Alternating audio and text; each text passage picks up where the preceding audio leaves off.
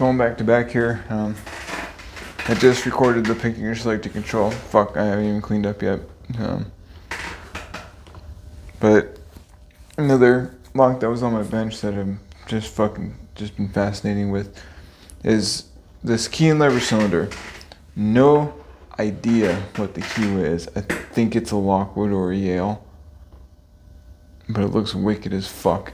I do have the key for it. Don't know where the hell it is, but it's a wicked keyway. I'll gut it so you guys can see what's going on. I won't gut the tops because I don't know where the hell my tweezers are. So we're just kind of on a roll tonight and just cruising. But I just remember having like a really a little high situation going on. So it's pretty interesting. Sorry about the last video with my jacket. It is freezing in here, but it was really scruffy sounding.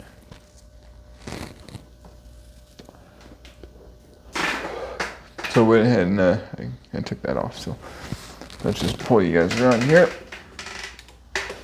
I haven't picked this lock in, I don't know, about a week or so. So I don't remember all of its idiosyncrasies, but I do remember some. Can we get you any closer? We can, but I gotta move.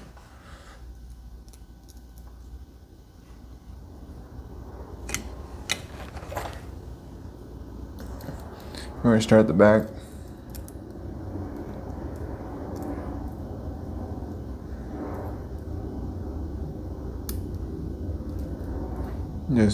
Just going straight to the fucking super deep hook here. It does have spools.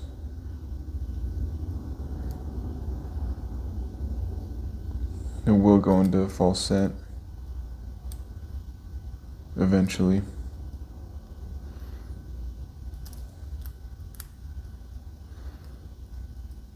This is what's called the paracentric keyway, or otherwise known as an off-center keyway, where the keyway frequently diverges off-center. That's what that means. So shit that's just crazy zigzag,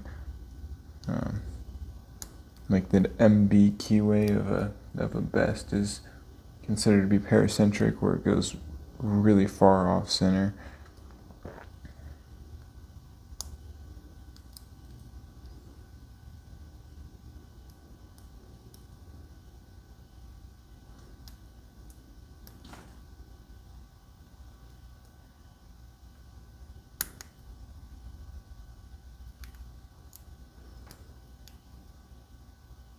Damn, this thing's gnarly. It really wants to trap my pick all the time.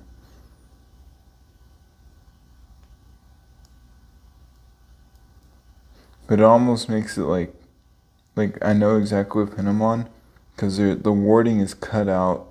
It's like drilled out for the pins to fit through. So I know if my pick goes up, then there's a pin there. If my pick doesn't go up, there's no pin there. That's just warding. So like, that's warding right there, because my pick is getting trapped. But right here, it's able to go up, so I know that there's a pin. That's warding, that's a pin.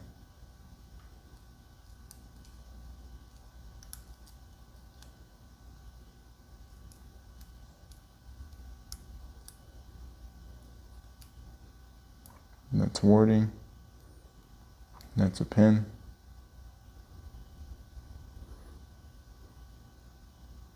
There's more warding. I mean, it's just fucking everywhere inside of this lock.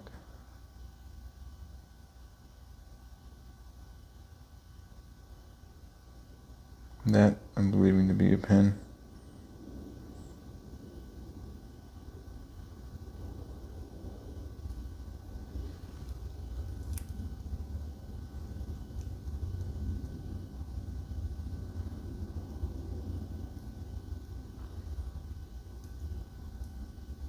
I probably will get drivers and I'll just find my tweezers later. Hell, I don't even know where my pinning tray is, but I'm really flying by the seat of my pants on this one.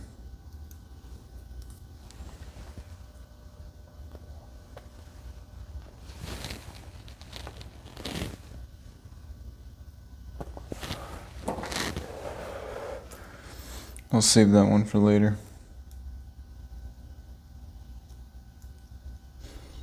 Believe it or not, I actually cut back on smoking.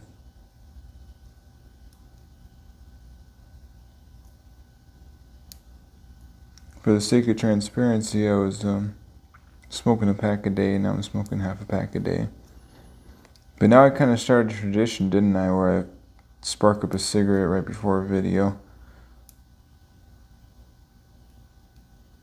That way we can have a little fireside talks, you know.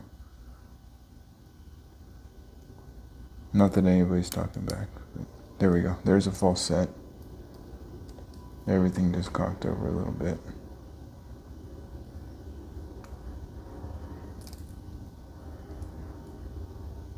The 6 is good.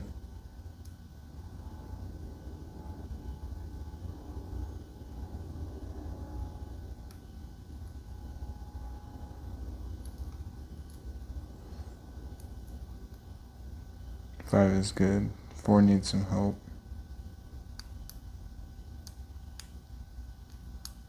And that's open. Just like that. It's a really intimidating looking lock.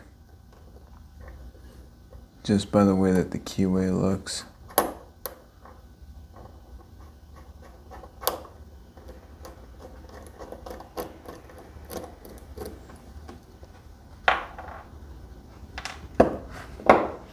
I forgot I had spools until I started picking it. Until I said something, really. It was like an automatic thought, an automatic memory.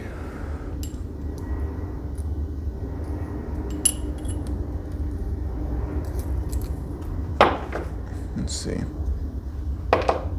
There's 1, there's 2, there's 3, there's 4, there's 5, and there's 6.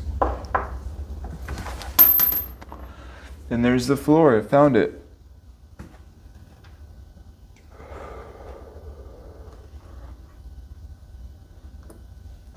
I'm gonna set these up all fucking nice.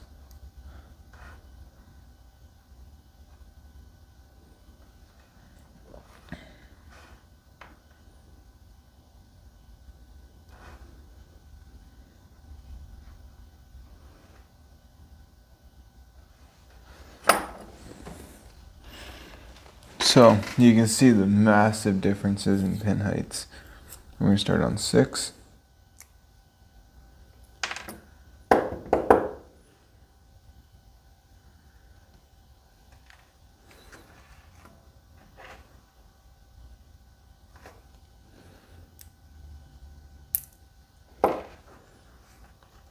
Five. 4 is a standard. So I was probably picking 3 and thinking it was 4. These things happen.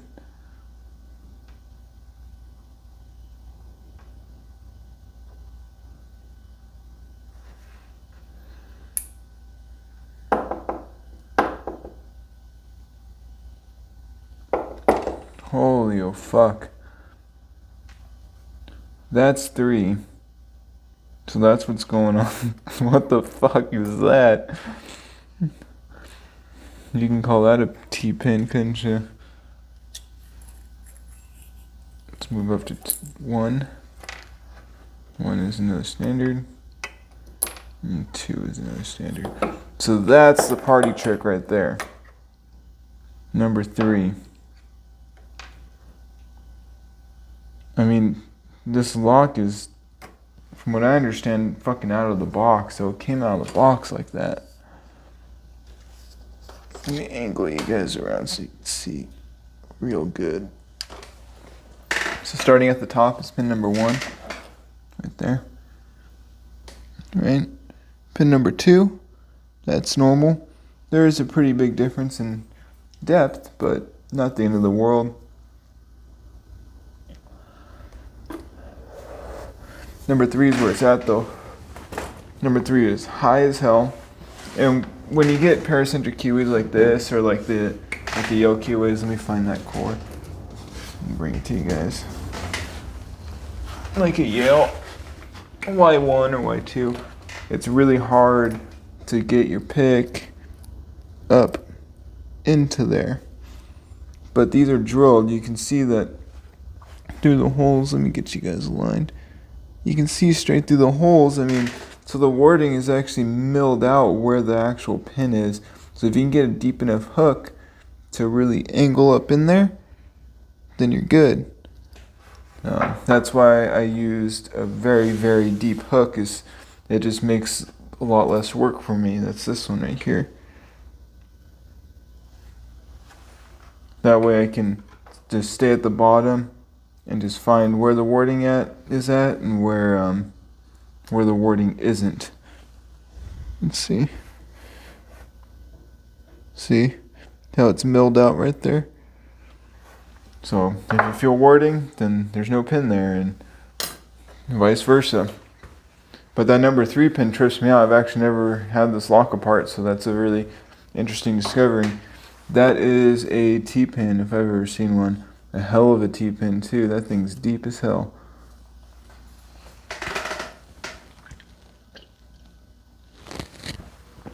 It has its own special extra long spring. I'd imagine that's really good for bump resistance too, because this is a steel spring. The rest of the springs are all copper.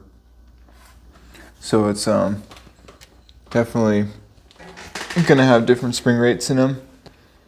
So that's gonna be really good for bumping, because when you have different spring rates in the same lock, so there's different amounts of pressure on each pin, then when you go to bump, some are going to return faster than others, and it actually makes it really hard to bump. Yeah, that's a really bitchin' lock. I wish I actually knew what the keyway was, and I knew what the manufacturer was, because that's something that I would put on my front door if they made a. You could probably just throw that in a Schlage deadbolt, really, but you know what I mean. It's a nice lock, nice high tolerance lock with a crazy little party trick in it. I try to keep this one pretty short here, so I'll see when I see you, I guess.